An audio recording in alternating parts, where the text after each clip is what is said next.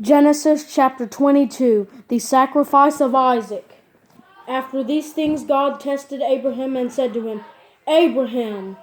"Here I am," he answered. "Take your son," he said, "your only son Isaac, whom you love, go to the land of Moriah, and offer him there as a burnt offering on one of the mountains I will tell you about."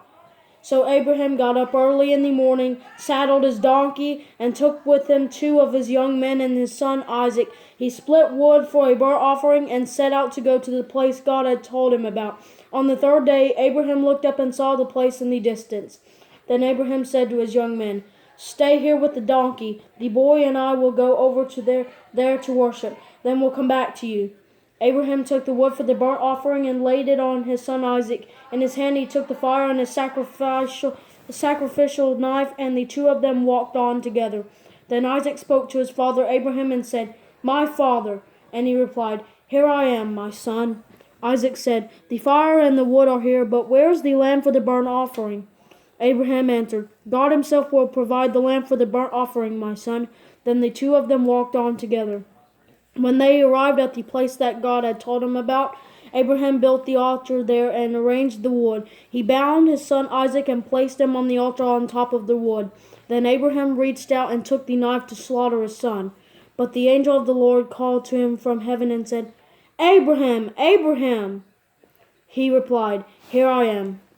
Then he said, Do not lay a hand on the boy or do anything to him, for now I know that you fear God, since you have not withheld your only son from me." Abraham looked up and saw a ram caught in the thicket by its horns.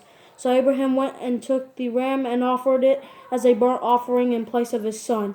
And Abraham named that place, "The Lord will provide." So today it is said, "It will be provided on the Lord's mountain." Then the angel of the Lord called to Abraham a second time from heaven and said, "By myself I have sworn, this is the Lord's declaration. Because you have done this thing and have not withheld your only son, I will indeed bless you and make your offspring as numerous as the stars of the sky and the sand on the seashore. Your offspring will possess the gates of their enemies, and all the nations of the earth will be blessed by your offspring because you have obeyed my command." Abraham went back to his young men, and they got up and went together to Beersheba, and Abraham settled in Beersheba. Rebekah's family.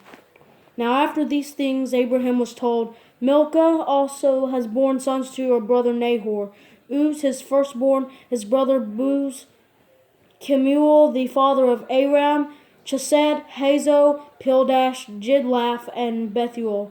And Bethuel fathered Rebekah. Milcah bore these 8 to Nahor, Abraham's brother.